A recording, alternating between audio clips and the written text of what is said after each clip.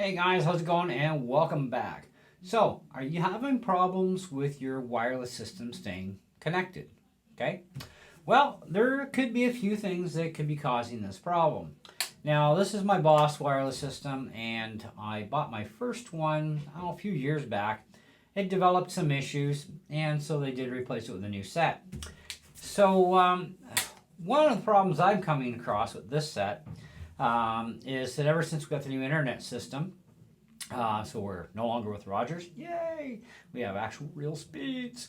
Anyways, it seems that the new internet system is actually causing this to glitch out or not fully connect. Now, even though there's 14 channels, 14 or 15 in this thing, you just put them together and they'll do a little flashy thing for about 10 seconds. They stop. Means they found a clean channel, supposedly. Well, apparently not clean enough. And no matter what channel I seem to go to, it won't lock on for long. Okay, some channels are actually worse than others. So no matter what no matter what I do, I can't get it to lock up. And I'm like, what's going on here? So we shut down everything except for that one part. And yep, it seems that that is our problem. So it's not our phones, it's not our computers, that sort of thing. It's actually the internet service itself.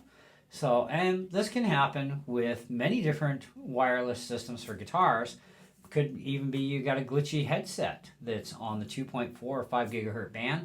That could be going glitchy all of a sudden because maybe you changed your service. Maybe you had a problem since day one and you're blaming the equipment that you purchased. Not necessarily is that going to be your problem. Okay, so I bought a Line 6 system and it's 2.4 gigahertz, same deal as this. And it's got about 14 or 15 channels in it too, and it just, as soon as you connect it, it's like instantaneous. It's got a clean channel, and for some reason it never glitches. It's like, okay, so is there actually a problem with these? No. And I confirmed this because when I go away from the house with the Boss system, so to church, 'cause that's where I play mostly, and yeah, I have no issues at church.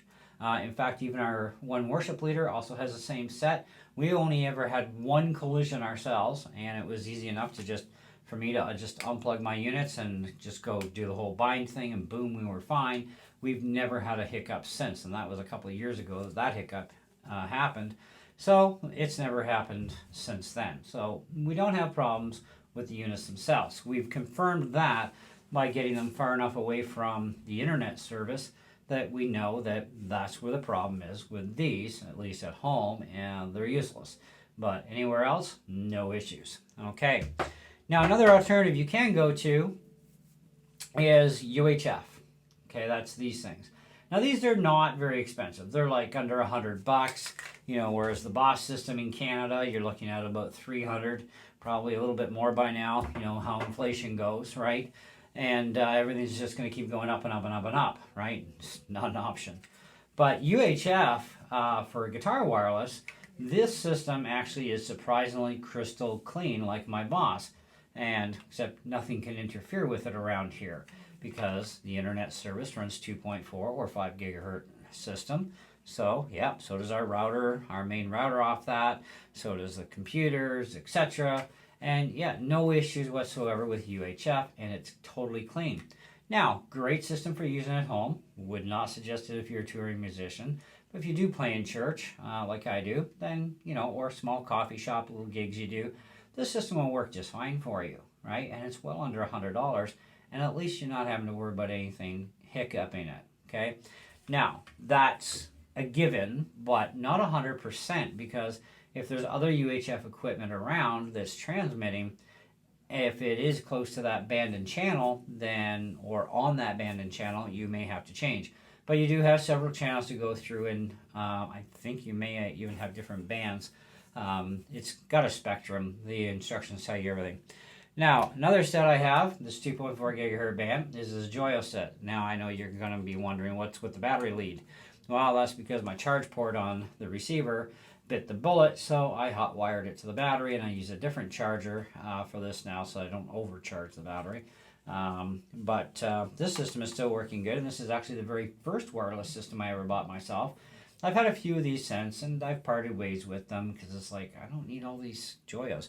And after using the Boss system when it was fine at home at the time, yeah, they're so clean that you can actually hear the noise that's in this, and it's kind of like, that's kind of wild. Now, it's not a lot of noise, it's a little tiny bit on certain effects, but you know, you're going to get some noise regardless on especially high gain distortion. You'll definitely hear that hum going on or a little bit of noise, but otherwise, yeah. But the Bosses are still way cleaner either way, and they are definitely crystal clear on anything that's overdrive or clean. I've never had any issues with the Boss. Now, I haven't tried the UHF ones at church yet. I'm actually going to be probably getting that done finally this week at practice. I'll try these things out and see what they're like, because we do have 3 Sennheiser UHF sets. Now, I already know what channel and bands they're on, which shouldn't be a problem. And we do have a in-ear or hearing system, okay, for the older people. It's also UHF. I have no idea what it's on for channels or anything, so it should be interesting to see if these get hiccuped or not.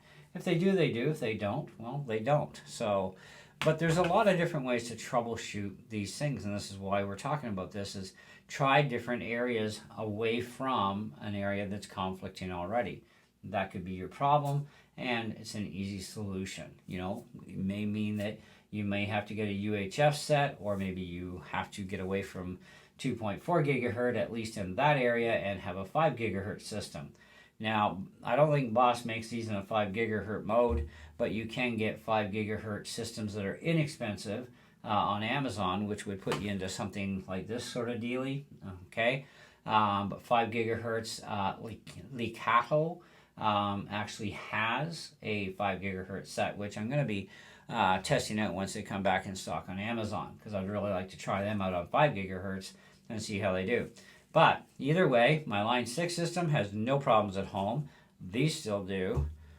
These don't have any issues at home, and certainly my Joyos don't. So 2.4 gigahertz, this is where it goes. With any bandwidth of radio frequency, it's a pretty large spectrum of 2.4, and there's so many frequencies allowable in this. So 2.4 gigahertz is going to give you blah blah blah for those 15 or however many channels are there. You get to have access to those frequencies only, and they would definitely be, and obviously different frequencies of 2.4 gigahertz in the Line 6, which is not being interfered with. So our home internet is within a bandwidth area of 2.4 and 5, but it's the 2.4 side that's actually colliding with this, and there's no way around it. So, because you don't want to shut off your internet, right? So anyways, just a couple of things that can do that. Other things that can interfere with your wireless is the age of your batteries. Now, these things use lithium polymer batteries, and even lithium ion batteries, doesn't matter, NiCad, nickel methyl hydrate, all of these battery types, they say don't hold memories. Now, NiCad we know does. Nickel methyl hydrate has been further tested, and more than enough by me over the years to know that, yeah, they're liars. It actually holds a memory. Same with lithium ion and lithium polymer. Although they say, yes, they are made to definitely never hold a memory, I have proven that to be a lie. They do hold a memory, and they would be wiped out the same way you wipe the memory out in a NiCad or a NIM, and that's to drain the system till the system shuts down, and then you recharge, and you do that about 3 times. This is usually the charm. You could go 4 if you want. And generally that does actually clear the memory. Now, it kind of depends too on where the cutoff point for the voltage is. You're not supposed to ever drop the battery below 3 volts. So as long as your system does not drop below 3 volts, you will not harm a lithium polymer or lithium ion battery. If your system does not have that protection, then yeah, you could definitely damage the battery and it's toast. Now, age of batteries is another thing too. Like our cell phones, for example, and our tablets. Not only do they charge to 100%, which they would even if you have very little capacity left, because you have what's called battery health. And battery health does apply, but no way of testing in these. Whereas as a phone, you can look into your system settings, at least on Apple phones and iPads and such, and even computers too. PCs, Macs, doesn't matter, okay? It can tell you the battery health. Now, my phone is currently at about, I think it's about 86%. So I'm still pretty good to get through an entire day, at least for what I do on my phone, before I have to think about charging it up at night. Sometimes I still have over 50% of my battery left. So why charge it if I don't need to, right? But it depends on what I'm doing the next day, whether I'm going to put it on charge or not. So, but battery health is your capacity in which the batteries can charge to at 100%, which they will always charge at 100%. So let's say you've got a 2000 milliamp battery. Well, if you're already at 80% health, then you know that you're 20% short, which basically, rough idea, puts you at about 1800 milliamps left, okay, out of 2000. Okay, and that's going to go lower. Now, there is a point of health status, especially on Apple devices, which kind of sucks, but there is. Once you get into the 70 percentile, okay, mid 70s, you'll be lucky to get a phone call off, and your battery is going to be basically toast. I actually got about 5 minutes, I think, on a phone call on an iPhone 6 or 6S, because it was into the mid 70s for health, and it was fully charged when I started the phone call. I just took it off the charger. I made my phone call, yacked on the phone for about 10 minutes tops, got off the phone, and my battery is down to like 34%, and it's like, okay, time to change the battery in the phone. So we're not actually getting our money that we're paying for even the batteries that are in these phones. And you wonder why everybody complains about crappy batteries in iPhones or even in their Android devices. The battery is just dying all the time. It's not just because you're playing games or doing a lot of LOL type of stuff or watching videos.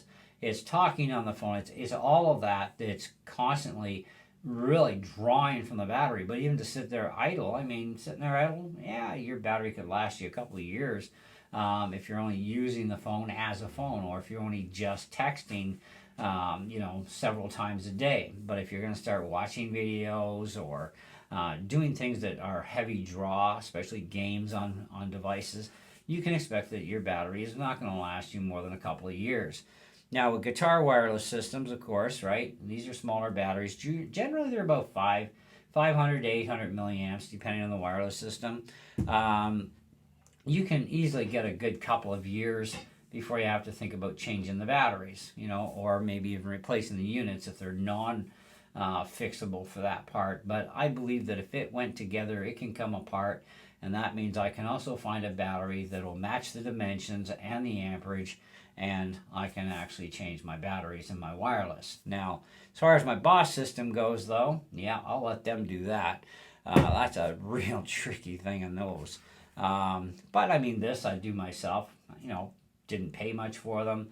Whenever I need to change them, I'll do it myself. Same as my Joyo. I've already done actually, I think, one battery in one of these units. And I've had these things for quite a few years, and they're still doing really good.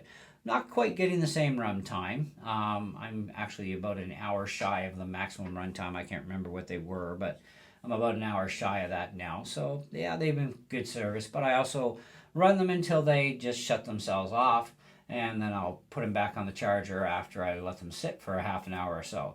And that's the last thing I want to touch on, is anytime you are drawing from a battery will heat up. Same as your phone. I'm using this as a continuity camera. It's hooked in via USB, which makes no difference. It still drains the battery. It's not charging the battery while I'm doing the video. It is still constantly being drained. The phone is getting warm because the battery's getting pretty hot.